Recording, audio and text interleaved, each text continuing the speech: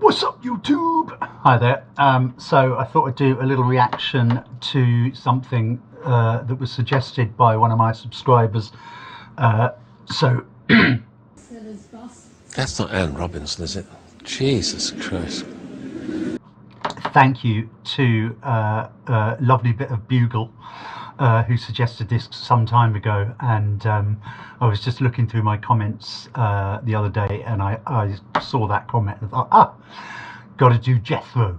So I have no idea who Jethro is, so let's literally just dive right in, shall we? I drove over a fella's cat, and I killed the cat on the road. I wouldn't have done it, but I killed the cat. I said, well, I better tell the man I killed his cat. When I knocked the door and he came out, I said, I think I killed your cat. He said, what do you look like? I said, like that.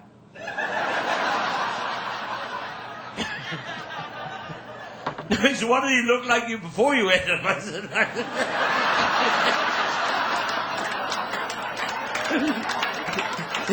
he's a twat, he is. That Slivalong is a twat. Yes, because he had a throat infection and he couldn't swallow. He could talk, but he couldn't swallow and nothing. And everything he eat, he had to have stuffed up his asshole. It's not funny when you like square crisps.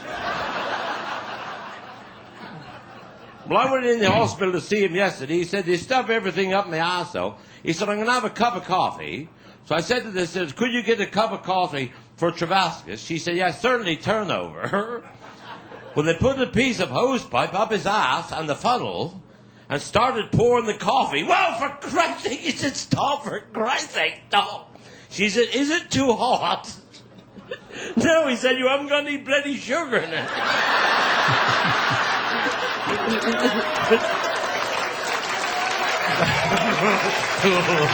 Was the worst ever. Is he? I'll tell you. You know, Dan's wife, she hasn't been well now, John. She's been in a coma for 2 years. Poor old son, that's sad. And they didn't know if she was going to commit it, but they was washing her fanny a fortnight ago. And they saw a little blip on the screen. He said, well, wonder if she had a little bit more, well, maybe just enough to bring her out of the coma. Perhaps she's very susceptible in that area. Perhaps if we got Denzel in and had some oral sex with her, it may be enough to just bring her out of the coma. It's a good idea, wasn't it? Well, they got Denzel in there yesterday, so we thought if you had some oral sex with your wife, it may be just enough to bring her out of the coma. He said, we'll all go outside. You keep watching the screen. And if you see any movement, let us know. In about 10 minutes, he'd come out and he said, I think she's dead.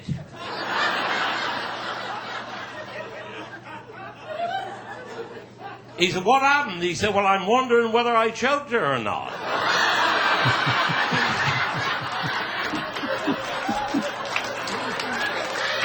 Yeah.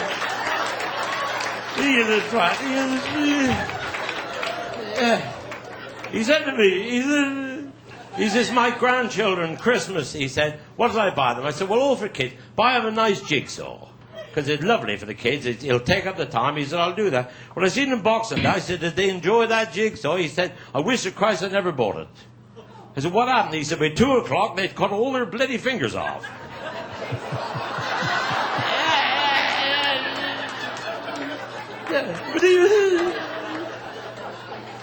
But we had a...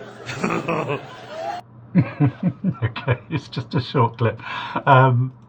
It's good. It's good. I like it. I like the way he laughs at his own jokes. There's a bit of the Norman Wisdoms there, actually. I think what's interesting is the change in stand-up. That a while ago, you could, I guess, people went to see stand-up because they could hear, some rude jokes, and I think a lot of comedians were popular because, they were blue. They used to say, always a bit blue, You know, meaning he did sort of stuff about sex and he used swear words and things. Of course, society's changed now, really. We've got the internet, we've got panel shows where people swear, you know, mock the weak and all this sort of stuff. And it's really normal now to make rude jokes, and you got like Keith Lemon, you know, and sort of sexual everything now is it's not shocking, really. I mean, I remember my dad would be, you know, very shocked if any of us said anything rude, even though he used to say things that were extremely rude, but there was a sort of a morality somehow, and I think it made people like this you know, very popular, because you could go and you were allowed to laugh at things that were rude. But now, of course, that's everywhere. Jimmy Carr and Frankie Boyle, the two comedians I always mention when I sort of talk about this sort of thing, are popular, I guess, because they've managed to take it to the extreme. So they will find ways of still of shocking you. So it's that sort of shock value. But I think he's very good, and I like the delivery and the sort of laughing at his own jokes. And there's something self-deprecating about him. He comes across as a bit of a sort of mad old uncle, but actually he's sort of controlling the room. He's doing what stand-ups do. So yeah, good stuff. I like it. I'll have to watch more. That was a very short clip, but yeah, brilliant, good. Thank you, lovely bit of bugle, and don't nobody go nowhere. She's even got new tits.